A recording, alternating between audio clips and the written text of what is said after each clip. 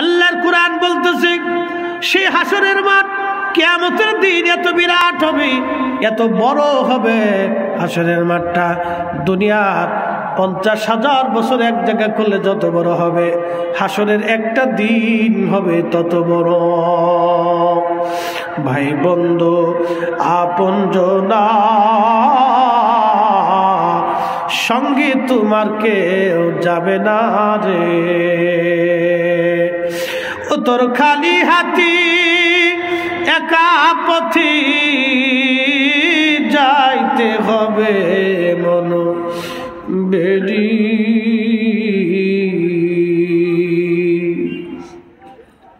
গভীর রাত্রিবেলা আজকে বুঝে যান ও রুস্তমপুরবাসী, নবীগঞ্জের মুসলমান, সেই দিন কি উপায় হবে, আমাদের উপায় কি?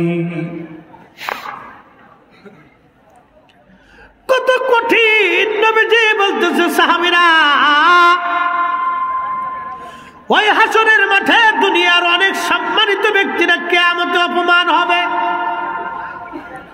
কোটি কোটি টাকার মালিক, বিরাট ক্ষমতার মালিক হাসরের মাঠে উলঙ্গ হইয়া, ল্যাংটা হইয়া আল্লাহর সামনে সিজদায় পড়ে থর থর থর থর করে কাঁপতে থাকবে, 4 পয়সাও তার মূল্য হবে না।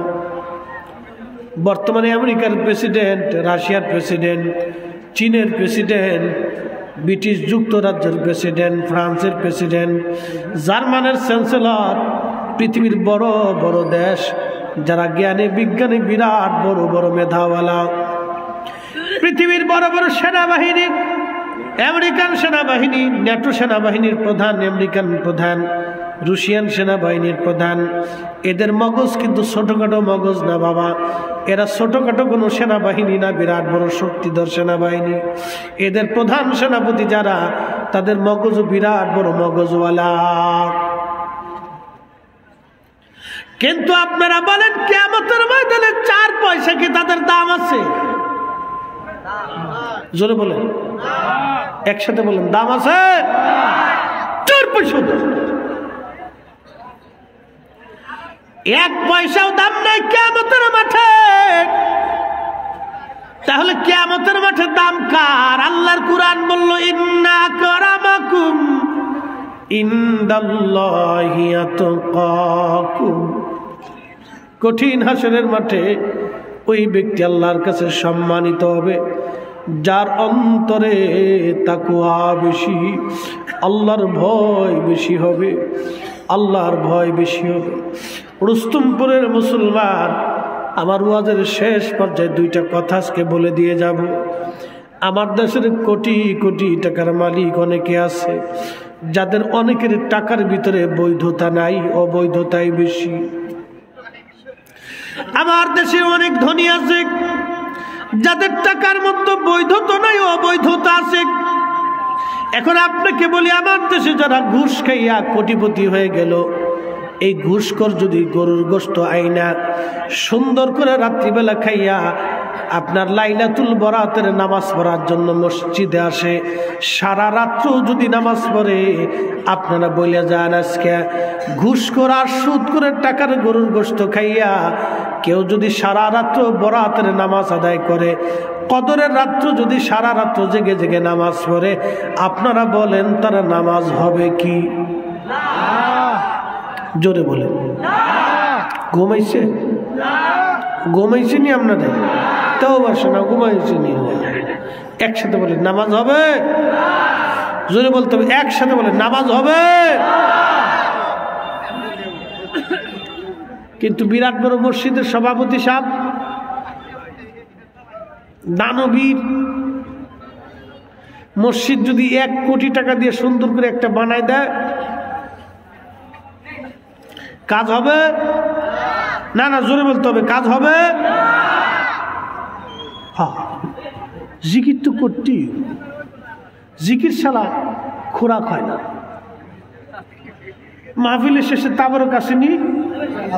আছে, আমি খাইয়েছি। আমি চিন্তা করলাম পরে তার আমি টাইম পাইতাম না, আমি আগে খাইয়ে নিই। টেস্ট করে দেখছি না, খুব মজা হয়েছে, খুব যত্নের সাথেই রাঁধছে। এই খাবারটা হচ্ছে আপনার দেহের খোরাক, আর জিকির হচ্ছে রুহের খোরাক। একসাথে কইতেন না নি মারহাবা? খাবার হচ্ছে দেহের খোরাক, জিকির হচ্ছে রুহের খোরাক।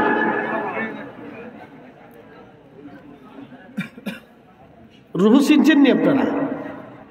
রুহুরে দেখছেন কোনদিন? এর আকার কি, চেহারা কি, সুরত কি দেখছেন? দেখেন নাই।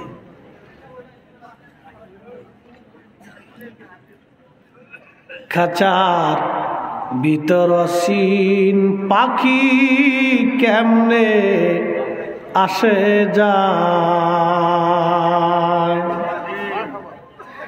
যদিও একজন কবির লেখা, উনি ওনার মতের সাথে আমাদের মতের মিল নাই, ওনার অনেক কথার ভিতরে ত্রুটি আছে, কিন্তু কিছু কথা বলা, তার একটা কথা লাগছে এটাও বলা, তোরা কে যাবি নবীর নৌকাতে আয়, রূপকাঠির ওই নৌকা খানি নাহি ডুবার ভয়, তোরা কে যাবি নবীর নৌকাতে আয়।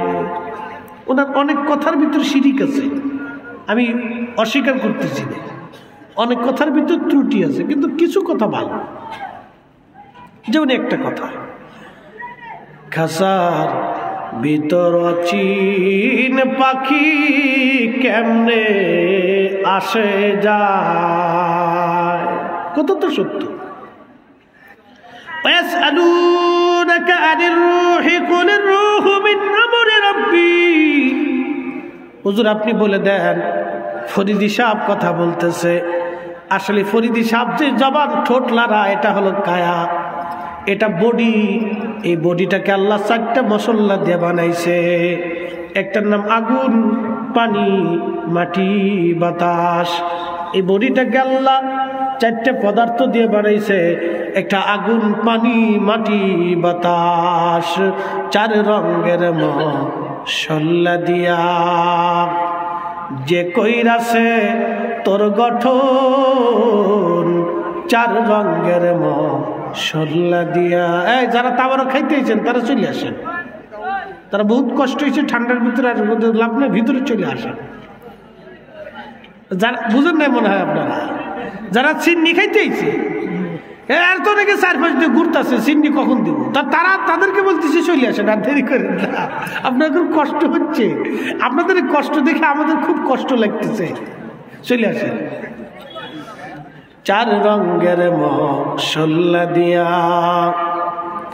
যে কইরাছে তোর গঠন, 4 রঙের মশলা দিয়া আগুন, পানি, মাটি, বাতাস একই যোগে করিয়া প্রকাশ। আল্লাহু আকবার।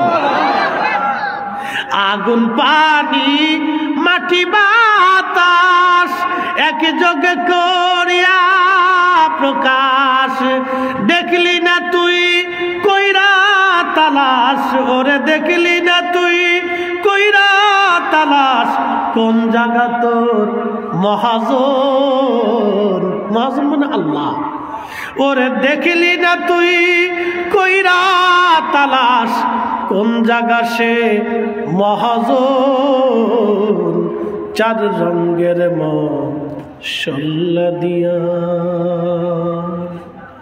যে কইরাছে তোর গঠন, 4 রঙের মশলা দিয়া।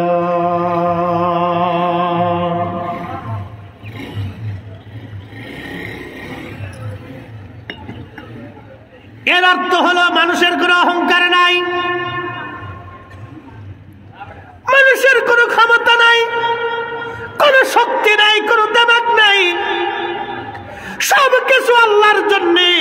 এজন্য আল্লাহ বলেন হুজুর উম্মতকে জানান, কুল ইন্না সালাতি, নামাজ আমি আল্লাহর জন্য, ওয়া নুসুকি, কুরবানি আল্লাহর জন্য, ওয়া মাহইয়ায়া, জীবন আল্লাহর জন্য, ওয়া মামাতি, মৃত্যু আল্লাহর জন্য, লিল্লাহি রাব্বিল আলামিন, সব কিছু আল্লাহর জন্য।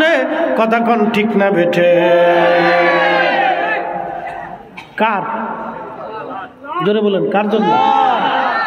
খাসার ভিতর চিন পাখি কেমনে আসে যা,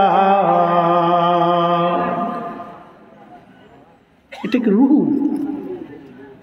বলে হুজুর আসে যায় কেমনে? ঘুমাইলে এটা আসে মোল্লার নিচে আল্লাহ নিয়ে চলে যায়। মানুষ যখন ঘুমায়, এই ঘুমটাকে মৃত্যুর সাথে তুলনা করেছেন আল্লাহর নবী।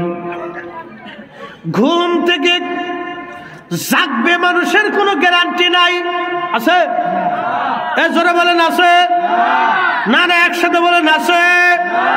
ঘুম থেকে জেগে উঠবেন যদি গ্যারান্টি নাই থাকে, তাহলে এই মাহফিল থেকে নিয়ত করে যাবেন, আল্লাহ আমি কারো ক্ষতি করব না, কারো মাথায় বাড়ি দিব না, কারো সম্পদ মেরে খাবো না,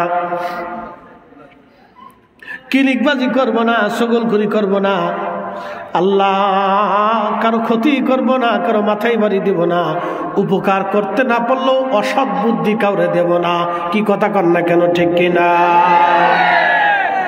রাজি আছেননি? কথা কন না কেন, রাজি আছেননি?